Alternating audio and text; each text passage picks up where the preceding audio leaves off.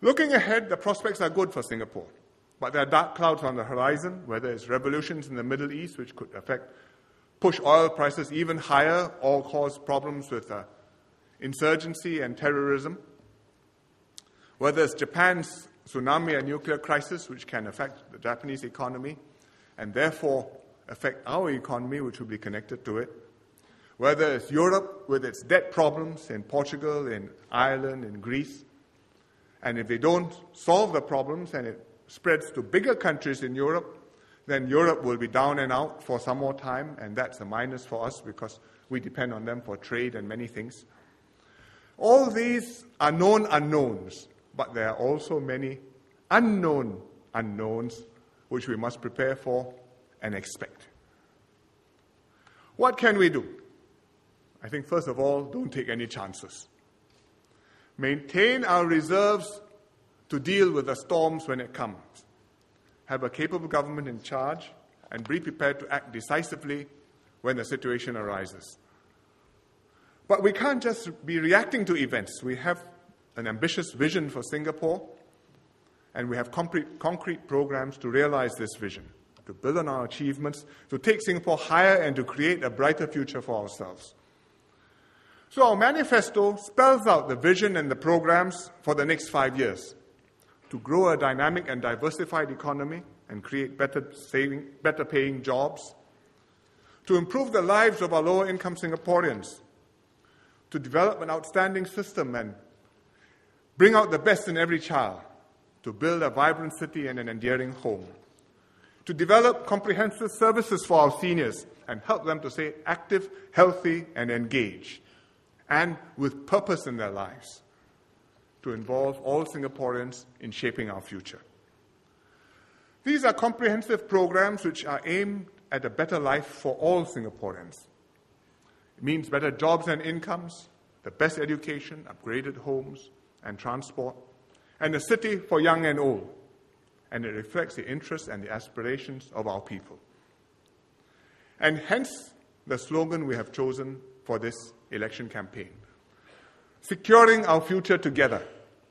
Because you have to be watchful of the dangers, so let's secure the future first.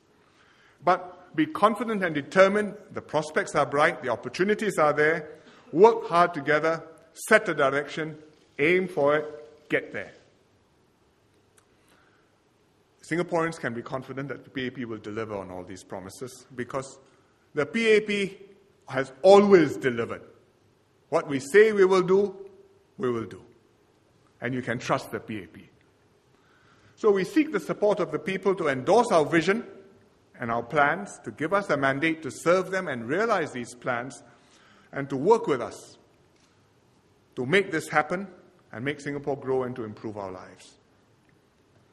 But beyond the specific programs, there's one master program where we need the people's support and which is a critical issue in this election, and that is political succession, leadership renewal. The leadership team we have today is shaken down, it's experienced, it's cohesive. We've had 20 years working together. We've known each other, in some cases, 40 years. We know each other's strengths and weaknesses and temperaments. We know what we can achieve together. And the reason there's a leadership team like this today is because we have been building leadership in the PAP over the last 20, 30 years. We didn't do this only in the last 10 years, but 20 years ago, 30 years ago, we brought in people who are now holding key positions in the system.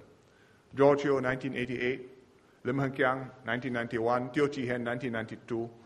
Each successive election, people brought in who make contributions 10, 15, 20 years later.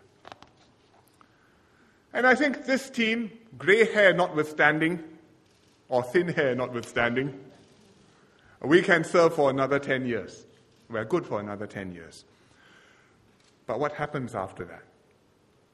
We need to renew and deepen this leadership now to ensure that Singapore can continue to grow and to prosper.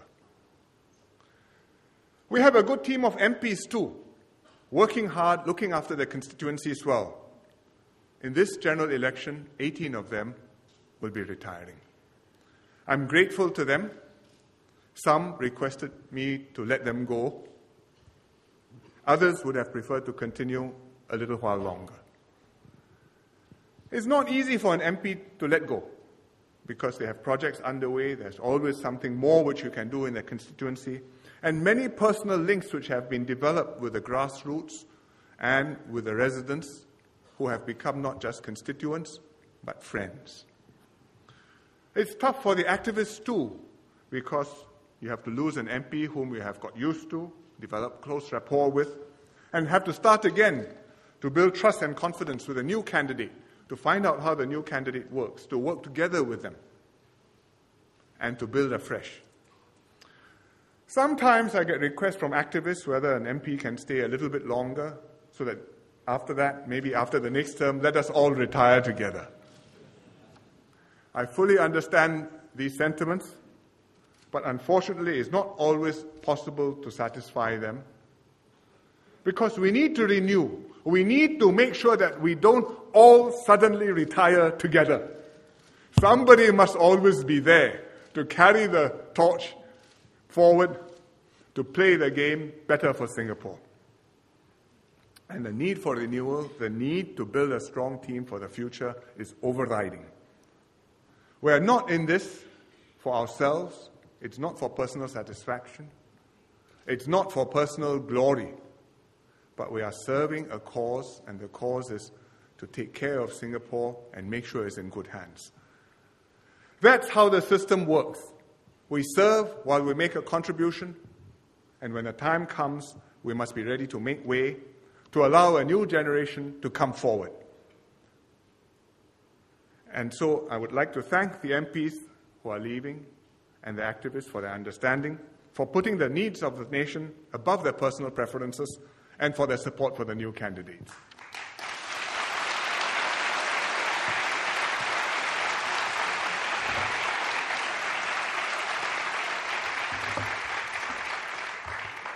The party will thank all the retiring MPs properly in due course. In due course means after the big day. But I would like to mention 3 of them specifically today.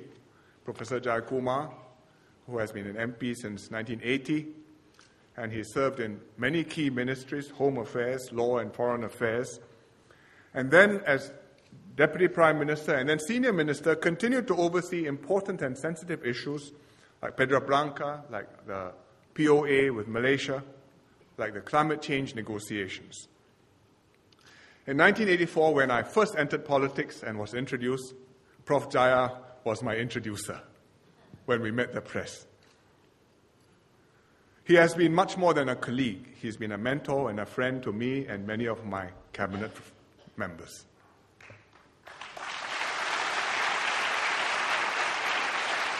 Thank you, Jaya. I'd like to mention also Party Chairman Mr. Lim Boon Heng, who was also elected in 1980, who fought many battles. He was in Kebun Baru. He went to Ulu Pandan, fought a famous battle there, then went to Jurong GRC, had another famous battle there, and has done a lot to make sure that Jurong GRC is ready in this election.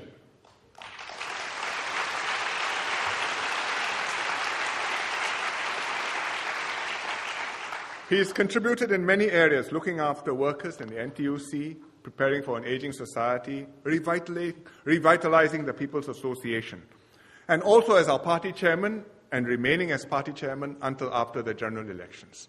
So we owe a lot to Boon Heng.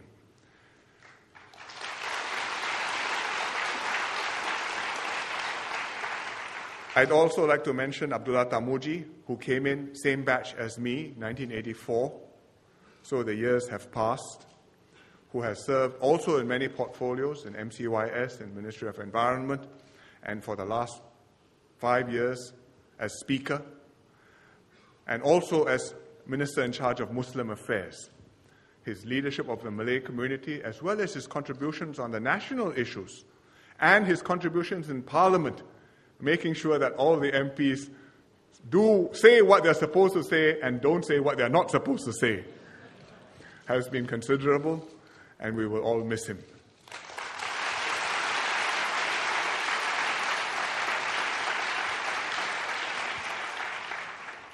I would also like to mention one more person who is retiring, who is not an MP but an advisor.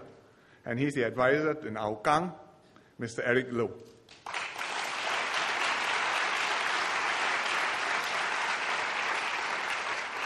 He's been our candidate there for the last 2 GEs, fought hard and fought well. And he's worked as hard as any MP over the last 10 years on harder ground to till. He cultivated the chiku trees conscientiously. But he has asked to retire for health reasons. The chikus were not ripe in the last election, but I have no doubt his successors will harvest the right chikus.